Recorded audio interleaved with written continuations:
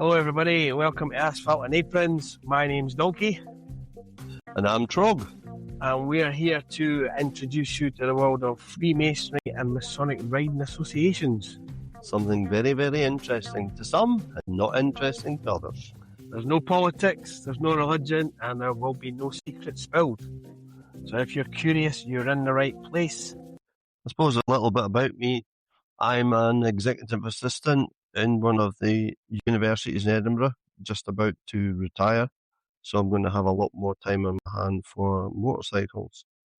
Very busy in the Masonic Lodge, have been for over 30 years. Bikes, I've been involved with them for over 40 years. So yeah, it's a big part of my life for quite a few decades. And at the other end of the scale, I'm an accountant for my sins, approaching 40 years doing that. Relatively new to Freemasonry. I'm in my third year now and loving it. Bikes, I didn't really get into bikes until a later age, and it was more about getting from A to B. And then I just fell in love with the bikes, where they can take you, the people you meet, and the camaraderie that's out there on the road. So it's, an interesting journey in more than one aspect, both on the bikes and in Freemasonry. I suppose my first instance on the bikes was I was in the Territorial Army when I was 17 years old, Royal Corps of Transport. And I couldn't drive at all, basically, so I was up at Redford Barracks for one weekend.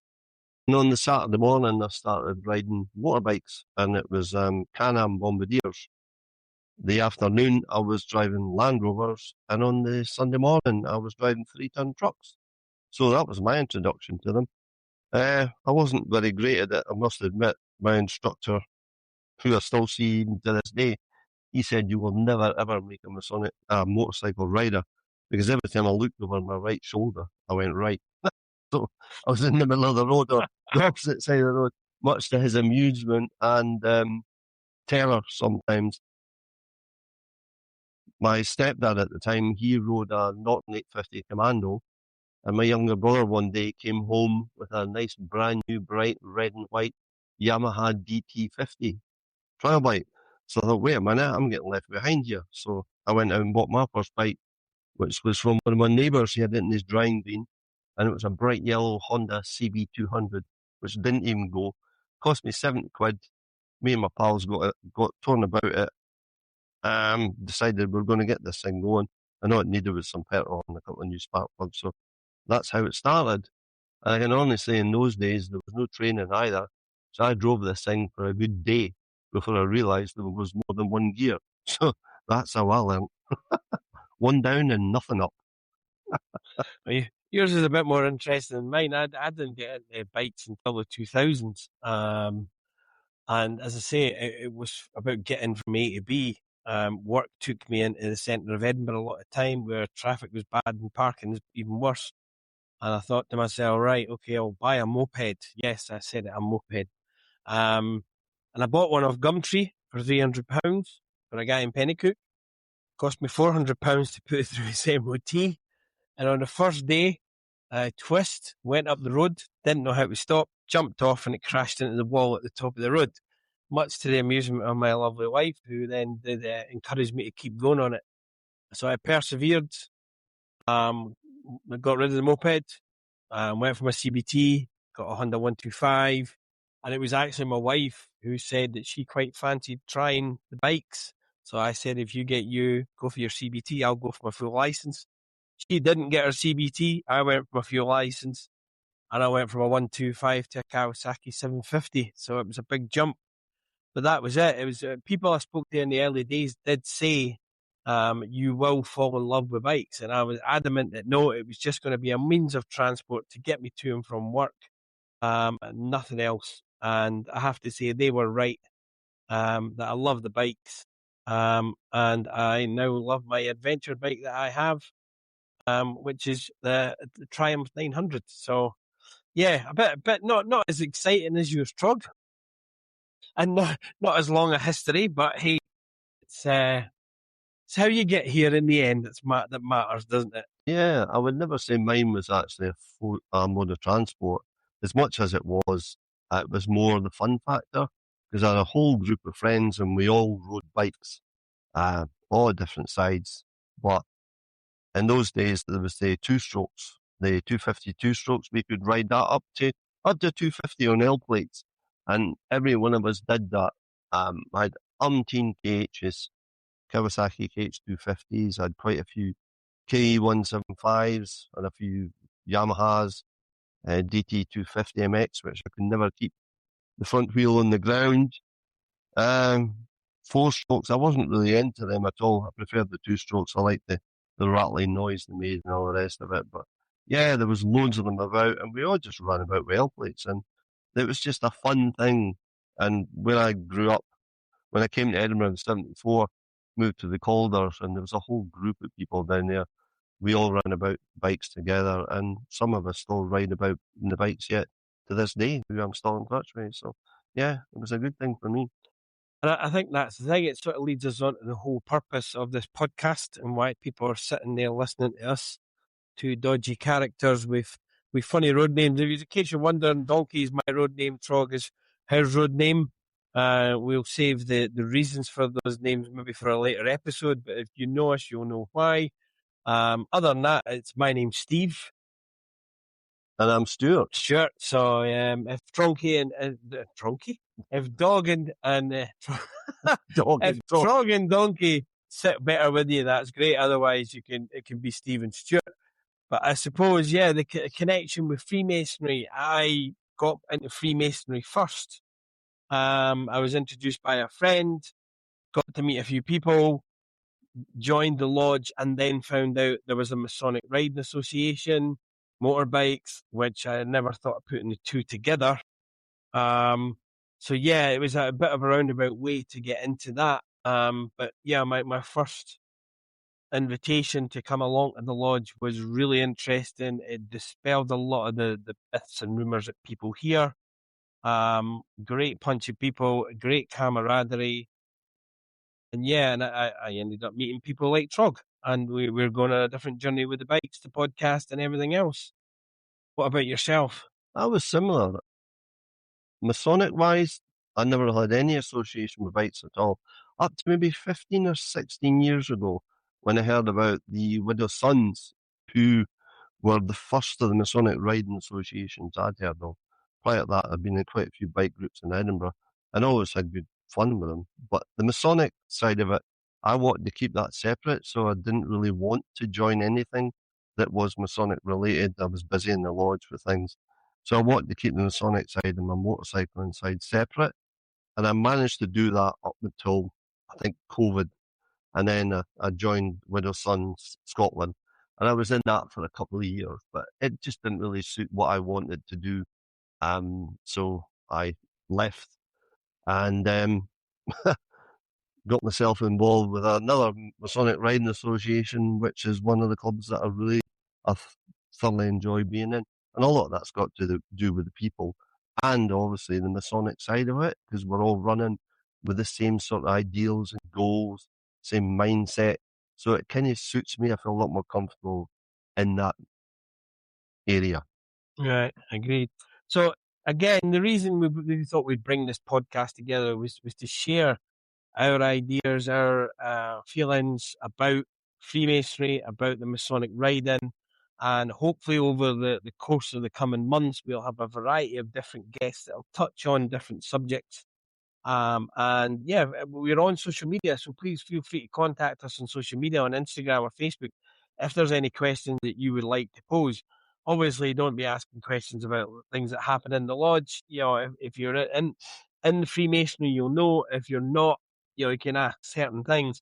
But it's not about giving away what happens behind the lodge doors or anything like that. It's more about people sharing their passions, their ideas, a variety of different things, and hopefully there's going to be something for everyone in the coming episodes. So we touched earlier on how we are both involved in a Masonic Riding Association, but many people won't know what that is. I mean, Trog, you've got a bit more experience, being around a bit more, being in a variety of different groups. What's the main sort of difference between being in a bike group or a bike club in a Masonic Riding Association? Pretty much that everybody's on the same sort of wavelength, I would say, with the MRA. Different bike groups, you're going in there with different attitudes, different people, different perspectives, different ways of riding as well. There are some absolutely bampots out there on bikes. And I think when you're in the MRAs that are a wee bit more, I would say, road savvy, more road conscious, more people conscious, that's what I've come across anyway in my experience so far. Yeah, and I think the thing that I've enjoyed is they're so welcoming. And one of the things that we always try and stress as well is you don't have to be a Freemason to be a member of certain Masonic riding groups. As much as the name might suggest otherwise, there's a lot of organisations out there that have an associate membership where, as long as you have a bike license or a certain level of experience with a bike, you can join the group. There's just obvious certain things that the Freemason aspect of it won't apply to you, but it's about inclusivity and bringing people in. And it does give people the opportunity to meet Freemasons and maybe ask a few questions they've got.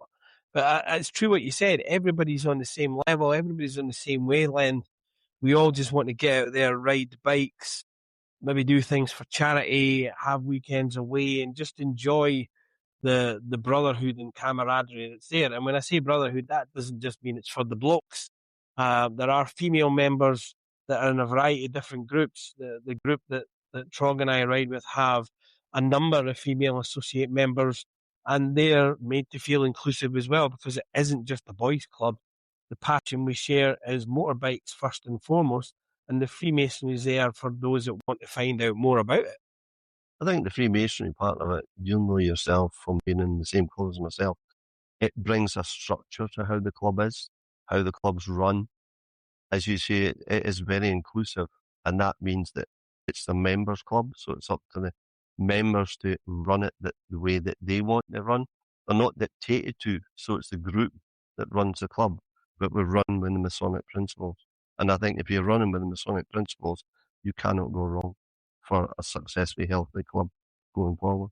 I agree. I think one of the points there is a lot of people might not know. One of the things about Freemasonry is everybody's on the level. Everybody's equal, regardless of your standing in society. In Freemasonry, everybody is on the level. And that's what comes across in a Masonic Riding Association. Everybody is on the level. We might have different levels of experience.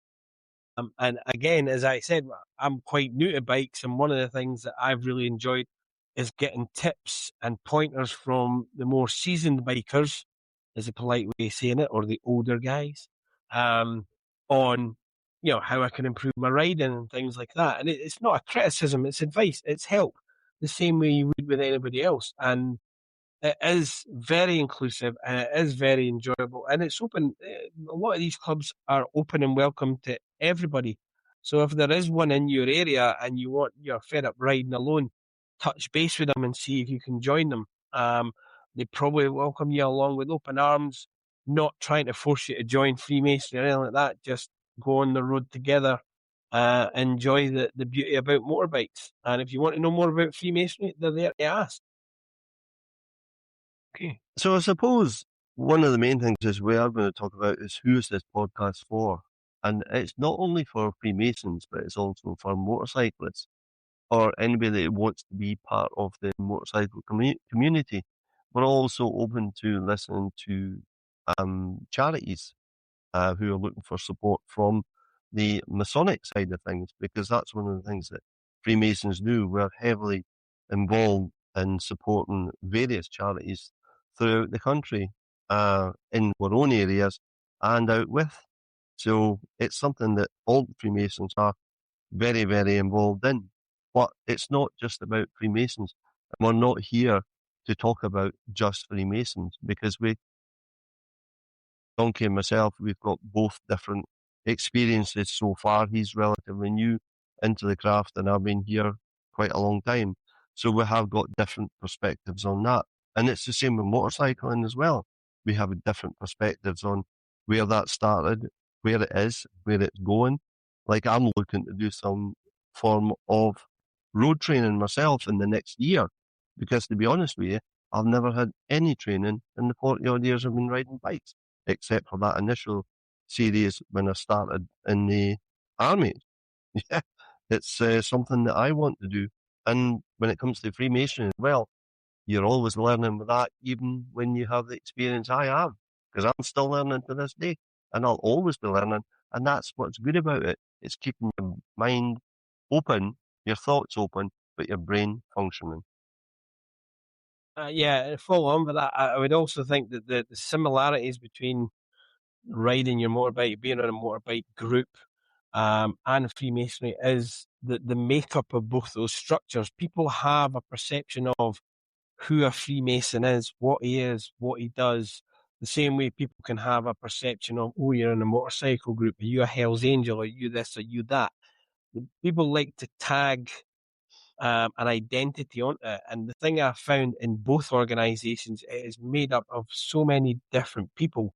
And we're hoping that over the coming months, we will bring a variety of different guests who are motorcyclists, who are Freemasons, but who are Joe Public, who are different, who have a different profession that's exciting, who have had a variety of different experiences.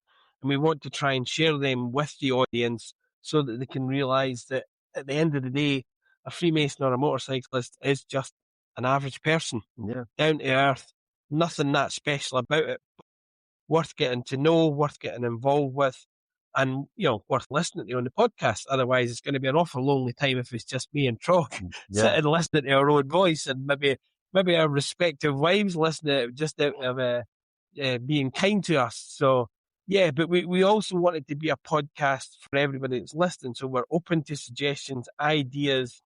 We might not be able to fulfill all of them, but it might be something that we can do so that this will develop of time. Neither of us have really done a podcast before, so there will be ups and downs. No doubt there will be criticism. There will be a few laughs, probably plenty of edits. We're open to criticism, but going back into that, what you just mentioned was the stories. Remember when we were part of the Lonehead Gala last year? Mm. We were asked to go up there and support Lodge St Leonard Lonehead 580 in their annual gala. And we were just chatting to people who were coming by, looking at the bikes, talking about bikes. But there was this one old fellow who popped by, and he was on a mobility scooter, and he was well into his 80s. And he sat and chatted with us for about half hour. Mm-hmm. This guy was an absolute legend in the Scottish motocross. And he had so many awards for this, that, and the other. For the life of me, I can't remember his name, but I'm sure some of you will. And this guy was an absolute legend. And listening to his story, you never get bored with that. Yeah. And that's what this is about. It's stories. It's not only our story, but other people's stories. And I think that's one of the interesting parts of it. Because as you say, listening to us two, they'll soon get bored. And we are hopeful that we will get some exciting guests on. We do have some. We have planned this. We're not playing it week by week. We are hoping that it will be a fortnightly podcast, so we will plan well in advance, and hope that we can bring you something that's unusual, that's different, that's worthwhile listening to in the car or while you're even on your bike. Maybe you're listening to that. But yeah, it's just the adventures that we've had, that other people have had, the stories they can bring, sharing some insights into motorcycles and Freemasonry and everything that's involved in that. A lot of people don't realise that these organisations do a lot for charity, and we're always looking to help new charities where we can. So we hope you will stay with us on this journey when we do hit the cobble roads of it and get a bit of stumbling blocks now and then. But yeah, please stay tuned. You'll find us on Instagram. You'll find us on Facebook. It's Asphalt and Aprons. And I've been Donkey. And I've been Trog. Catch up with you soon, folks.